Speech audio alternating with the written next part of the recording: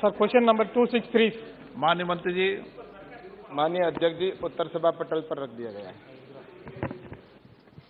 Honorable Speaker, sir, it is the responsibility of government to provide and distribute quality seeds to the farmers. In this context, I would like to ask the Honorable Minister the quantum of financial assistance provided to Tamil Nadu for production and distribution of new seeds under various central schemes in the last 1 year. Sir, my second question is the step taken by the government to expand the seed distribution centers for providing improved varieties of seeds to the farmers in Tamil Nadu. Thank you. माननीय अध्यक्ष जी, माननीय सदस्य ने जैसा कि seed से संबंधित question पूछा है और इसके अंदर भारत सरकार का ये आने वाले समय में किसानों की इनकम भी बढ़े और उच्च गुणवत्ता के बीज किसान को मिले और साथ ही उसके बाद में कंज्यूमर तक उच्च गुणवत्ता के बीज पहुंचे, और इस दृष्टि से सरकार की ओर से लगातार प्रयास किए जा रहे हैं। और इसके लिए हमारे सीड बैंक और जैसा कि सर्टिफाइड सीड है, फाउंडर सीड है और जो सीड है उसको किसान तक पहुंचाने का काम किया जाता है। इसमें वैसे ये सीधा राज्य का विषय है और राज्य को ही सीड है वो उनको सप्लाई करना होता है, लेकिन भारत सरकार डायरेक्ट नहीं उसको सपोर्ट करती है। और जिसमें इन्होंने तमिलनाडु का स्पेशल पूछा है, तो तमिलनाडु को विभिन्न योजनाओं के तहत, जैसा कि बीज ग्राम जो हमारा बीज ग्राम है उस योजना के तहत है, बीज अवसंरचना के लिए भी है, राष्ट्रीय बीज रिजर्व के लिए और गुणवत्तापूर्ण नियंत्रण के लिए हमने तमिलनाडु को 73.84 करोड़ रुपए पिछले 4 साल में अवेलेबल करवाए। और इसके तहत हमारी कई योजनाएं चल रही है, जिसमें सबमिशन ऑन सीड एवं सप्लाई प्लांटिंग मटेरियल, जिसके अंदर सीड विलेज प्रोग्राम हमारा है, सर्टिफाइड सीड प्रोडक्शन वो भी उसके अंदर चलता है, और नेशनल फूड सिक्योरिटी मिशन के तहत दलहन और तिलहन के अंदर भी हम बीज का सब्सिडी के आधार पर उनको सीड अवेलेबल करवाते हैं।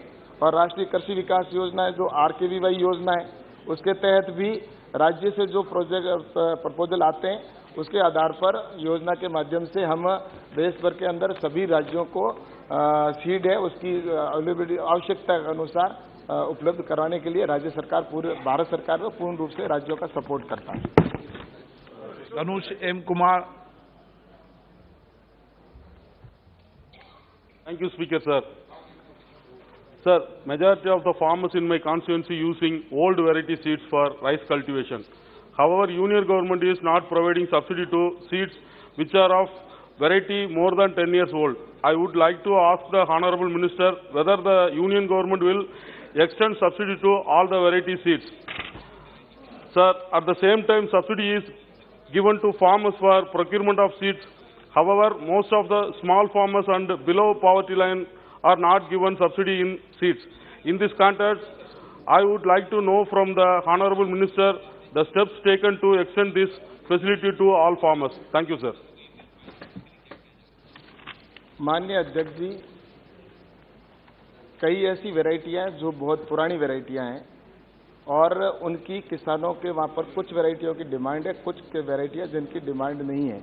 लेकिन भारत सरकार ने जो बायोफोर्टिफाइड सीड है या जो हाई जिंक, आयरन, बोरॉन की जो मात्रा, उस दृष्टि से सरकार है वो फूड सिक्योरिटी को लेकर भी निश्चित रूप से प्रयास करके नए सीड जो ICR के द्वारा तैयार किए गए हैं साइंटिस्टों के द्वारा, वो हाई यील्ड के भी हो और गुणवत्ता वाले बीज किसान तक पहुंचे।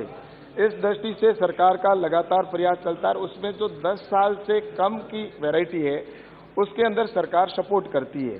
और इसके अंदर मैं ये भी कहना, दलहन और तिलहन के अंदर है, उसमें 15 साल तक की अगर उससे कम की वैरायटी है तो उसमें सरकार सब्सिडी के माध्यम से सपोर्ट करती है। और इसके अतिरिक्त अगर राज्य को लगता है कि कोई स्पेशल ऐसी फसल है जो किसान वहां पर यूज लेता है और वो उनको आवश्यकता है, तो उसके लिए स्पेसिफिक उनको ये चीज बतानी होगी। भारत सरकार के पास में अगर राज्य सरकार प्रपोजल भेजता है तो RKVY योजना के तहत हम उसमें 10 साल की बनिस्बत अगर उससे अधिक की वैरायटी है तो उसको भी परमिशन देने का प्रावधान रखा गया है। और इसमें अभी तक जो है नई वैरायटी के लिए हमारा ये है कि जिसमें 20% तक तो अभी भी यूज ले सकता है, लेकिन 20% से अधिक अगर आवश्यकता है तो फिर उसके लिए भारत सरकार से परमिशन की आवश्यकता होती है और राज्य सरकार RKVY योजना के तहत प्रोजेक्ट में आ सकते हैं। श्री इम्तियाज जलील। आज देश का किसान हमारे कृषि मंत्री की तरफ देख रहा है। रशिया और यूक्रेन से पिछले साल 2 मिलियन टन ऑफ एमोनिया आया। 10 से 12% फर्टिलाइजर जो है वो रशिया और यूक्रेन से आता है। इस साल जो है फर्टिलाइजर की जो प्रोडक्शन हुआ है इस देश के अंदर वो कम हुआ है, क्योंकि रशिया और यूक्रेन से ना तो हमें पोटैश और अमोनिया बराबर से आ रहा है और ना फर्टिलाइजर ये सप्लाई कर पा रहे हैं। अब ऐसे हालात के अंदर हम किसानों के जरिए आपसे ये पूछना चाहते हैं कि सरकार इस देश के किसानों को यह आश्वासन दे कि प्राइस कंट्रोल भी रहेगा और फर्टिलाइजर हो, पेस्टिसाइड्स हो, सीड्स हो, इसका सप्लाई भी रेगुलर रहेगा। मैं महाराष्ट्र से आता हूं। आज ही महाराष्ट्र के कृषि मंत्री ने ये अपना ठिकरा आपके ऊपर भेज दिया है कि हमने केंद्र सरकार को बोल दिया है कि हमको फर्टिलाइजर सप्लाई करे करके।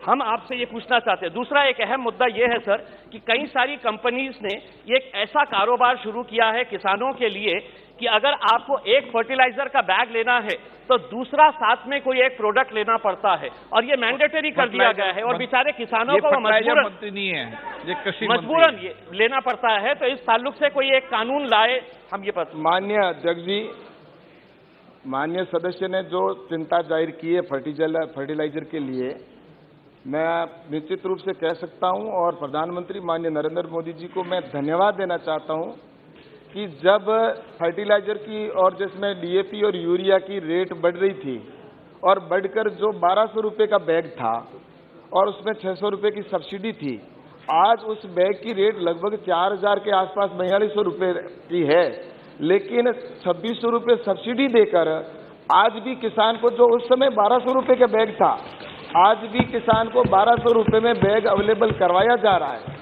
तो ये प्रधानमंत्री जी ने आज जितना एक बैग की जगह 3 बैग के बराबर तो 2 बैग के बराबर सब्सिडी दे रही है, तो ये प्रधानमंत्री जी नरेंद्र मोदी जी की दूरदर्शिता और किसानों के प्रति कमिटमेंट है और उसी की वजह से इतनी सब कुछ होने के बावजूद भी ये व्यवस्था की गई है और भविष्य में भी किसान के साथ में किसी प्रकार का नरेंद्र मोदी जी की सरकार अन्याय नहीं होने देगी। फर्टिलाइजर की आवश्यकता पड़ेगी, चाहे कहीं से भी लाना होगा, हम किसानों को बराबर अवेलेबल करवाएंगे। आप सभी लोग संक्षिप्त में जवाब दे देना। Shrimati Supriya Sule. Thank you, sir. Sir, this is in the reply the Honorable Minister has said that there is extensive research going on seed. आज जो क्लाइमेट चेंज के कारण हम सब देख रहे हैं, हमारे सबके निर्वाचन क्षेत्र में बारिश हो या टेम्परेचर चेंज में हो, इसलिए क्रॉप यील्ड में बहुत अंतर रहता है। और मेरे खुद के निर्वाचन क्षेत्र में एक KVK है जिसको आपने ही फर्स्ट प्राइज देश में दिया है और उसके साथ एक स्ट्रेस एबायोटिक आप ही का रिसर्च इंस्टीट्यूट है। So are there new innovations that you want to do for trials? What is the government's view specially in vegetables, because this is a government of India institute. तो आप research के लिए vegetables, जैसे BT cotton में जब हुआ था तब लोगों को लग रहा था कि BT कॉटन अच्छा नहीं है, कार्सिनोजेनिक है, तो कई लोगों ने इनोवेशन किया और अच्छा चला। तो वेजिटेबल्स ग्रोथ के लिए और कुछ इनोवेशन और इसके ट्रायल्स करने के लिए is the government open for new trials in seeds? Thank you. माननीय अध्यक्ष जी, लगातार प्रयास किए जा रहे हैं और हमारे साइंटिस्टों ने इस विषय को लेकर कई नई वैरायटियां भी निकाली है और जो उच्च गुणवत्ता वाली है, हाई यील्ड की भी है और ऐसी वैरायटियां हैं जो पहले हमारे देश के अंदर नहीं थी। बाहर से आई वैरायटी को भी यहाँ पर वैरायटी को तैयार करके और फल के अंदर भी और सब्जियों के अंदर भी तैयार की है। और मुझे बताते हुए प्रसन्नता है कि टोटल आज तक इसको लेकर जो 5800 वैरायटी देश के अंदर निकली है, जिसमें से 700 वैरायटी है नहीं, पिछले 7 साल के अंदर 1575 वैरायटी इसके अंदर निकाली गई है हमारे ICR के द्वारा। और उसमें मुझे ये भी कहना है कि जिसमें मोटे अनाज की और ये टोटल मिलाकर जो है 1500 है और जो हॉर्टिकल्चर से संबंधित है वो है उसमें 288 वैरायटी है, जिसके अंदर फ्रूट क्रॉप भी है, उसकी भी वैरायटी है, मसाले की 18 वैरायटी निकाली है और बीज मसाले की भी 29 है और ट्यूबर क्रॉप है उसकी 46 है। और इस तरह से कुल मिलाकर जो 288 नई वैरायटी निकाली है, तो ये लगातार सतत प्रक्रिया है और हम देश के किसानों को देने का प्रयास कर रहे हैं।